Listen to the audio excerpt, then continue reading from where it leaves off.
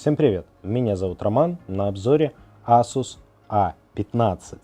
Но это Asus A15 новый на 5800AH и RTX 3060. Посмотрим, чем он отличается от Asus A15 предыдущего поколения, ну и как бы на вот это вот все.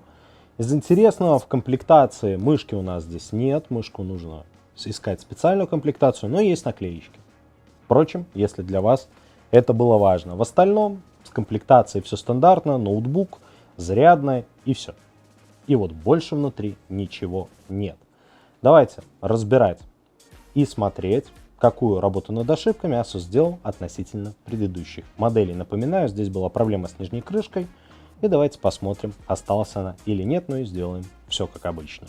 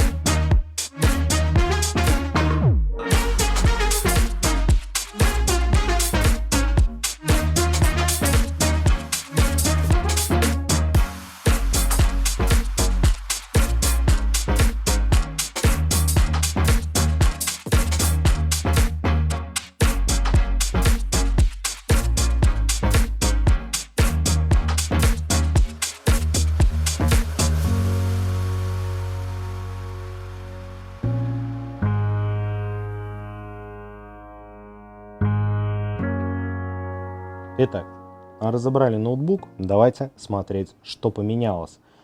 Тут изменений прям много. Вот прям много изменений, давайте с них, как говорится, с этого места поподробнее. Ну, первое, что бросается в глаза, батарея на 90 ватт-часов. И, судя по всему, место для крепления жесткого диска здесь больше не предусмотрено. Только если это не кабель на него, надо поднимать батарею и смотреть. Подняв батарею, можно заметить, что установка сюда дополнительного накопителя даже не предусматривается. Ни в выштамповке на самом корпусе нет места, ни креплений, ни разъемов. Ну и, соответственно, никакого кабеля в комплекте тоже не идет для этого всего дела. Ну, как бы плохо, но окей. Впрочем, это сейчас тренд. Что еще? Два разъема под оперативную память, как и было, с двумя модулями. Здесь и здесь. И вот эта штучка у нас приклеена. Как обычно, какое-то непонятное теплорассеивание на модулях. То есть, что это мы узнаем только в операционной системе. Модули односторонние в данном случае применены. Ну, как бы есть и фиг бы с ним. Собственно. Один M2 разъем вот здесь. Обнаружилось, что у него 2 M2. Мы долго думали, где он находится, но, слава богу, нам помогла подсказка на Asus. Ну, они нашли мы его просто потому, что он, во-первых, закрыт приклеенной пленкой, а во-вторых, находится под углом. Никто просто не ожидал. Под ним у нас M2 NVMe накопитель, тоже с теплорассеивающей накладкой. Ну и в целом все, в общем-то, как обычно. Не вижу с этой стороны модуля Wi-Fi, он, скорее всего, с той стороны плата. Это Нет, он под SSD-шкой и распай. Давайте туда глянем. Это важно. Ого.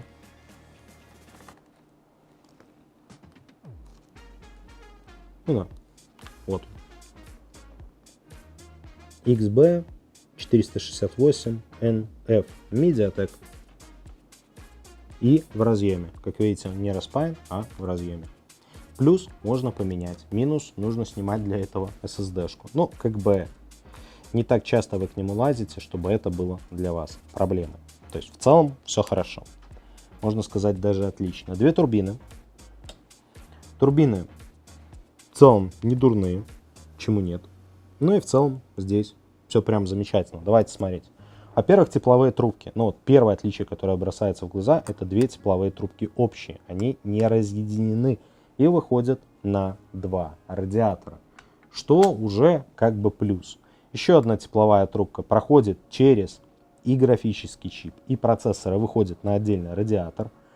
И это тоже плюс, то есть через все устройства трубки идут на радиаторы. То есть если нагружен только процессор, все три радиатора могут быть задействованы без ограничений. Для охлаждения видеопамяти, VRM видеокарты и VRM процессора используется одна тепловая трубка, которая с другими трубками не соединена и,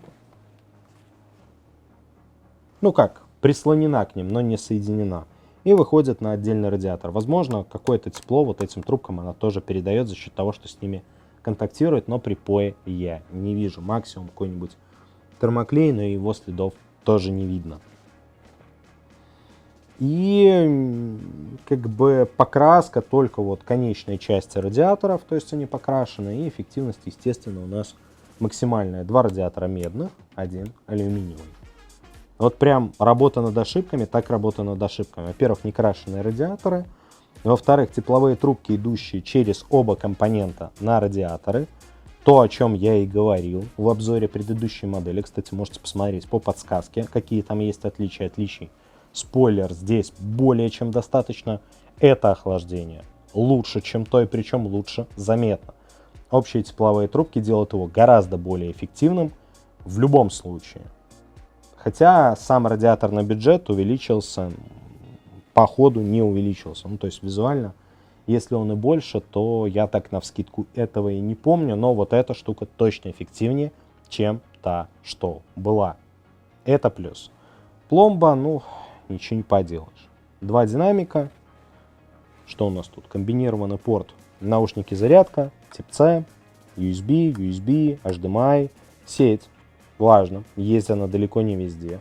Порт питания и еще один USB. Я бы предпочел, конечно, вместо 3 USB и одного тип C, 2 тип C и 2 USB, но ничего не поделаешь. Тип C у нас с видеовыходом, с дисплеем и вроде как без возможности зарядки, но это нужно проверять. Ладно, об этом позже. Давайте посмотрим на нижнюю крышку. В ней тоже есть изменения, и они прям концептуальные. Я положу вот так, но все равно будет понятно. Обратите внимание вот на вот эти прорези. Раньше они были точно не в этих местах. Объясню, почему я так за них зацепился. Раньше у ноутбука была большая проблема с тем, откуда он будет забирать воздух.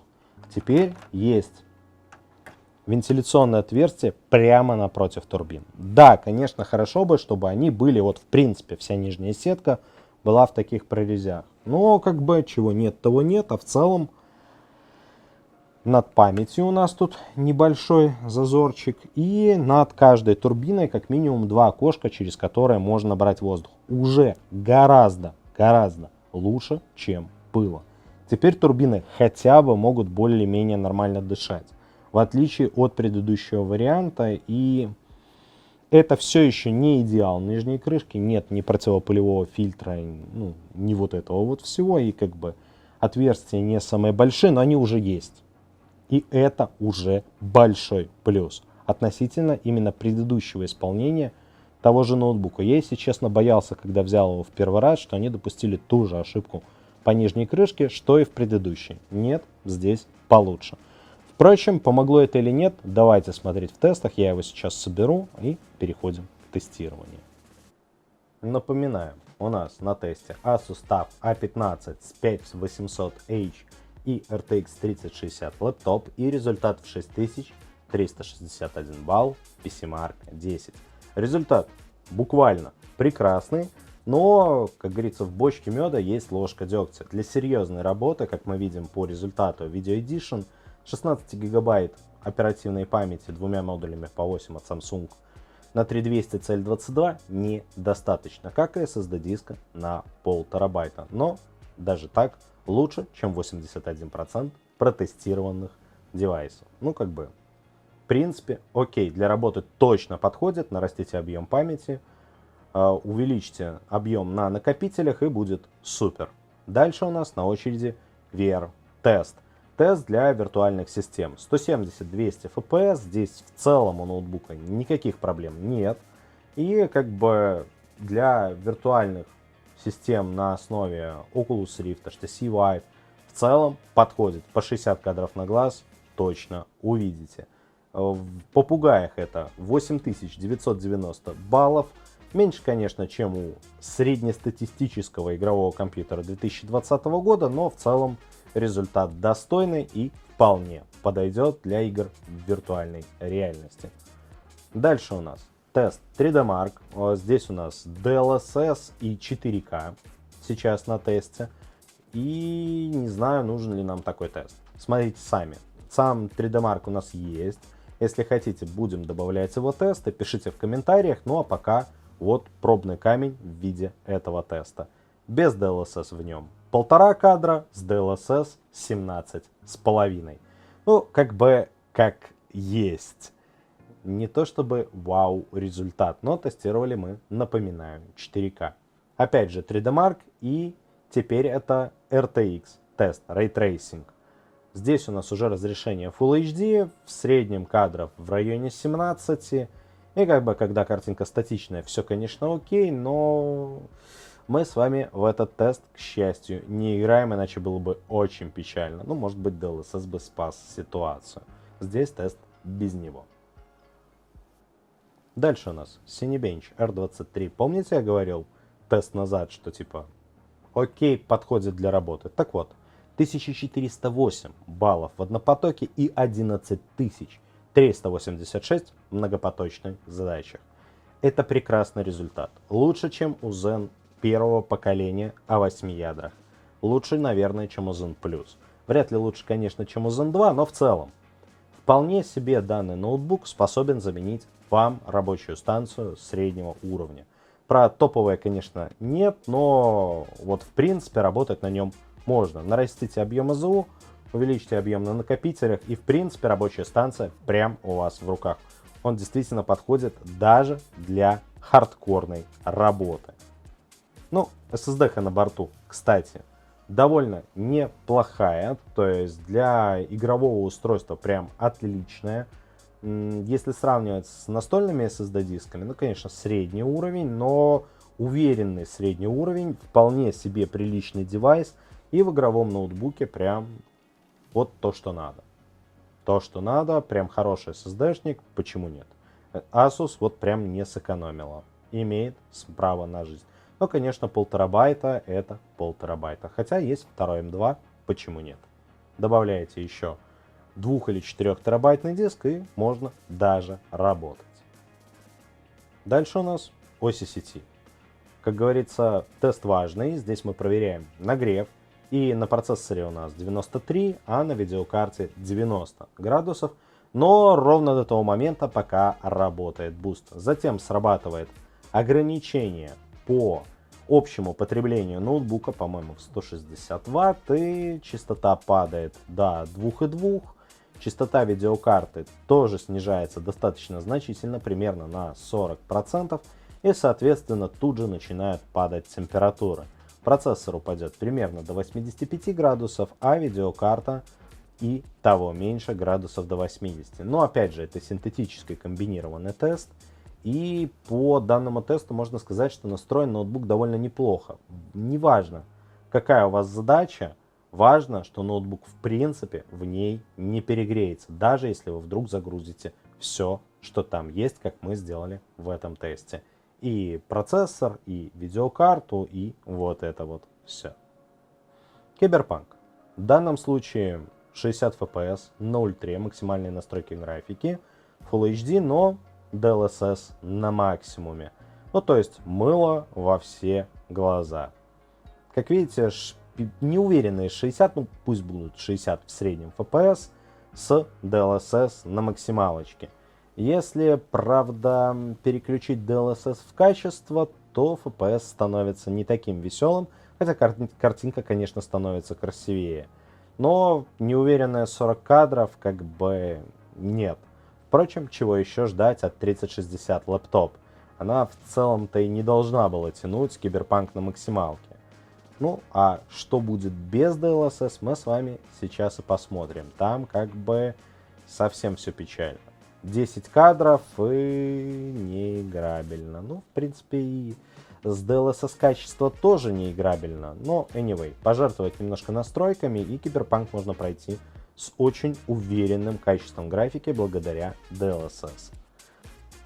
Dota. Здесь, в принципе, все хорошо. Ну, как бы, как и должно быть у игрового ноутбука. Dota игра странная. Мы постарались починить для вас мониторинг. И видно, что нагружено железо очень так своеобразно. И в целом, то, что тут 3060, как бы ноутбук как хотел, так и работал с ними. Ну, то есть, конкретно в Доте. Но в целом, свои 144 кадра он отрабатывает, соответственно, экран здесь вполне себе к месту, и в целом в доте все работает нормально. Ну, а собственно, вряд ли вы ожидали чего-то еще от такой конфигурации. Escape from Tarkov. Достаточно тяжелая игра, тоже своеобразная по загрузке, скажем так, железа, неуверенная 60 FPS с просадками, что как бы не очень играбельно, но это и максимальные настройки. Если настроечки будут немножко пониже, то и FPS будет немножко повыше, что для шутера, конечно, актуально. В целом здесь, как видите, все прям неплохо, ну, учитывая настройки. Так что в целом, да, тест, можно сказать, пройден. Warzone. Warzone у нас показывает уверенные 130 FPS на максимальных настройках с DLSS. В максимальном режиме, если DLSS у вас в немаксимальном режиме, то и FPS будет немножко пониже. Опять же, это шутер, у вас 144 герцовые экраны, придется немножко играться с настройками. Но в целом ноутбук для этого подходит. Правда, если DLSS отключить, то вы попадаете в ГУЛАГ. Не отключайте DLSS в этой игре. Пусть и в режиме качества, но пусть работает. Здесь он к месту. И последняя игра в нашем списке — Red Dead Redemption 2. Как видите, список игр у нас немножко пополнился. Если вдруг у вас есть что нам предложить, именно по списку игр, вы пишите. Потому что мы стараемся взять, ну, скажем так, не те игры, которые у всех остальных обзорщиков, но взять достаточно популярные проекты типа Warzone, Red Dead Redemption, в котором, кстати, неуверенные 60 FPS, а скорее 50-60 FPS. Немножко придется пожертвовать настройками, а не упираться в максимальное, как мы сделали в тесте. Но вполне себе играбельно. Ноутбук прекрасно справляется конкретно с RDR, поэтому почему нет? Итак, давайте посмотрим на ноутбук, скажем так, с другой стороны, не только изнутри. Что у нас как бы ноут? Визуально он такой же, как и раньше. Ну, по крайней мере, на первый взгляд отличить его тяжело. Та же металлическая крышка, тот же пластмассовый корпус, здесь все то же самое. Та же клавиатура с подсветкой, экран вроде как такой же, как и раньше. Не лучше, не хуже. Конкретно 144 герцовая матрица, не очень хороший охват sRGB, там в районе 47,5%. Ну и это, к сожалению, видно на градиентах. Ну, как бы, опять же, это игровой ноутбук, IPS уже хорошо. Нормальный тачпад, но в любом случае вы будете пользоваться мышкой. И вот это вот все. Но, как бы, больше о внешности сказать ничего нельзя. То есть, не переворачивая ноутбук, вы его не отличите от старой модели. Перевернув ноут, вы увидите, что здесь есть вот эти вот дополнительные отверстия, которые лежат уже напротив турбин системы охлаждения. Кстати, через них же будет видно, пора его чистить или нет, потому что противопылевого фильтра здесь все-таки нет, и он будет забиваться. Думаю, если у вас чисто раз в год, если у вас котики, собачки и прочие ручные звери, то где-то раз в полгода его придется обслуживать. плохо, но наличие таких вентиляционных отверстий это однозначный плюс. То есть пыль, вот это вот все забудьте, это плюс. И плюс очень большой. Был бы больше, если бы они все были такие, но ничего не поделаешь. В остальном он визуально ничем не отличается. Что у нас здесь есть интересного из разъемов? У нас здесь, конечно же, USB. Это 3.1 USB. Так, здесь у нас Kensington и больше ничего. Здесь у нас комбинированный разъем наушников и микрофона. Тип C с дисплей-портом и больше, к сожалению, ничего. Он от него не заряжается, но и Thunderbolt здесь тоже нет. И еще два SuperSpeed, ну то есть 3.1 USB. HDMI, сеть, порт зарядки. Ну то есть по большому счету разъемов в нем больше нет. То есть как-то так. Что по самому ноутбуку вкупе? Их есть много вариаций.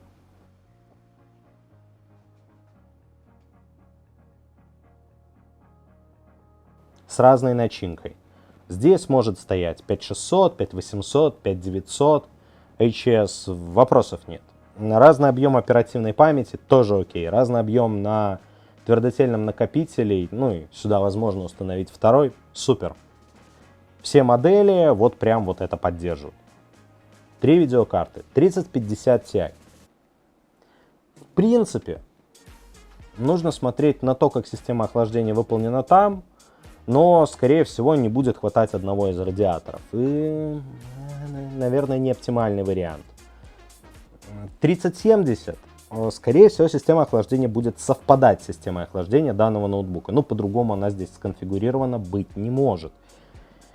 И учитывая, что и та в бусте 95 Вт, а так 90, брать 3070 в нем бессмысленно.